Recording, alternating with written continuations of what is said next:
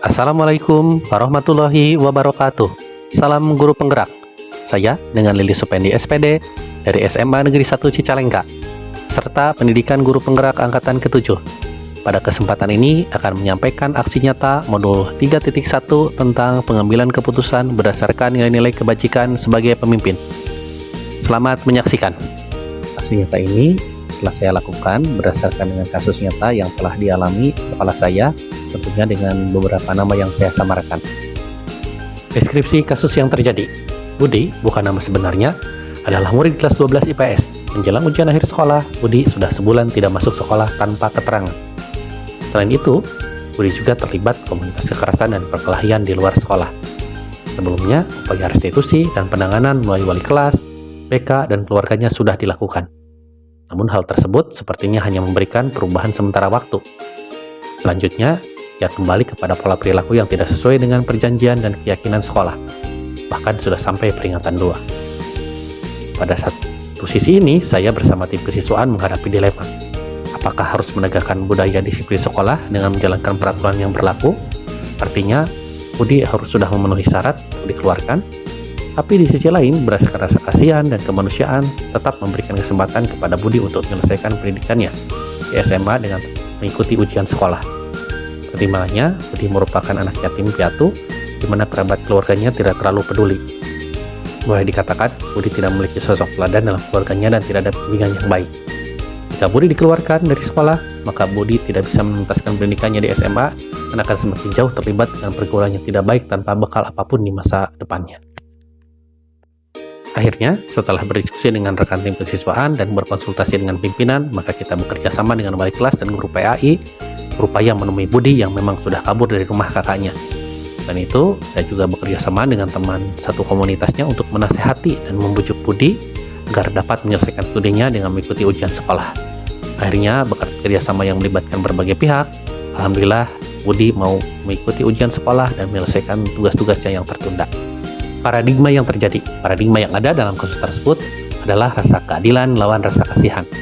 Bahwa benar jika saya selaku kesiswaan sesuai aturan sekolah dan kesepakatan perjanjian dapat mengeluarkan Budi dari sekolah.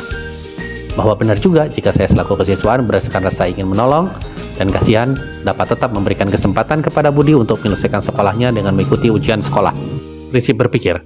Prinsip berpikir yang digunakan dalam kasus ini adalah prinsip berpikir berbasis rasa peduli sebagai bentuk rasa kasihan dan ingin menolong terhadap Budi. Selanjutnya, 9 langkah pengujian pengambilan keputusan. 1. Mengenali nilai-nilai yang saling bertentangan. Nilai-nilai yang saling bertentangan dalam situasi ini adalah keadilan atau taat aturan dan rasa kasihan kepedulian.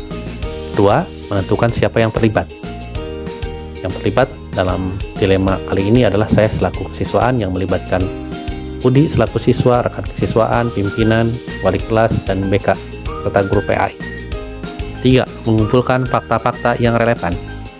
Budi adalah murid kelas 12 IPS, tidak masuk sekolah selama 1 bulan bahkan menjelang ujian akhir sekolah. Budi terlibat komunitas kekerasan dan perkelahian di luar sekolah. Budi merupakan anak yatim piatu. Budi kabur dari rumah kakaknya dan kerabatnya tidak terlalu peduli kepadanya.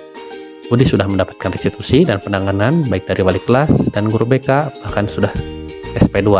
Akan tetapi perkembangannya hanya sementara waktu. Dan saya selaku kesiswaan dihadapkan pada dilema mempertahankan atau mengeluarkan Budi dari sekolah. 4. Pengujian benar atau salah. Uji legal. Tidak ada pelanggaran hukum yang terjadi. Uji regulasi atau standar profesional. Tidak ada pelanggaran aturan atau kode etik profesi yang terjadi dalam kasus ini. Uji intuisi. Menurut intuisi saya, keputusan yang diambil oleh saya sudah benar dengan tetap memberikan kesempatan kepada Budi untuk mengikuti ujian sekolah sebagai bentuk rasa peduli dan kasihan agar Budi dapat menyelesaikan sekolahnya. Uji publikasi. Jika terpublikasi di media cetak, elektronik, atau sosial, saya merasa nyaman dan tidak malu. Uji panutan atau idola, kepala, dan pengawas pembina pun akan melakukan keputusan yang sama. 5. Pengujian paradigma benar lawan benar. Paradigma rasa keadilan lawan rasa kasihan, bahwa benar jika saya selaku kesiswaan sesuai aturan sekolah dan kesepakatan perjanjian dapat mengeluarkan Budi dari sekolah. Bahwa benar juga jika saya selaku kesiswaan berdasarkan rasa ingin menolong dan kasihan dapat tetap memberikan kesempatan kepada Budi untuk menyelesaikan sekolahnya dengan mengikuti ujian sekolah. 6. Prinsip resolusi.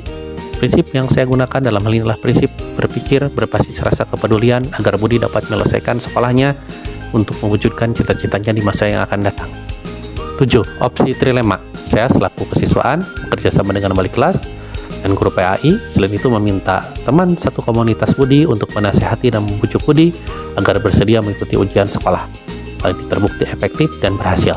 8. Buat keputusan. Keputusan sudah tepat yang diambil berdasarkan opsi trilema yang berdasarkan rasa kepedulian dan dapat dipertanggungjawabkan. Akhirnya, Budi bersedia mengikuti ujian sekolah sebagai bentuk tanggung jawabnya menyelesaikan pendidikannya di SMA. 9. Lihat lagi keputusan dan refleksikan. Keputusan yang diambil sudah tepat dengan tetap memberikan kesempatan kepada Budi untuk mengikuti ujian sekolah dalam rangka menyelesaikan pendidikannya di SMA. Keputusan yang diambil oleh saya selaku kesiswaan dengan persetujuan manajemen dan pimpinan sekolah merupakan keputusan yang bijaksana, sehingga keputusan yang diambil memberikan dampak baik dan berpihak kepada murid. Demikianlah aksi nyata modul 3.1 tentang pengambilan keputusan berdasarkan nilai-nilai kebajikan sebagai pemimpin. Semoga dapat memberikan pencerahan, motivasi, dan inspirasi bagi khalayak publik. Terima kasih. Wassalamualaikum warahmatullahi wabarakatuh.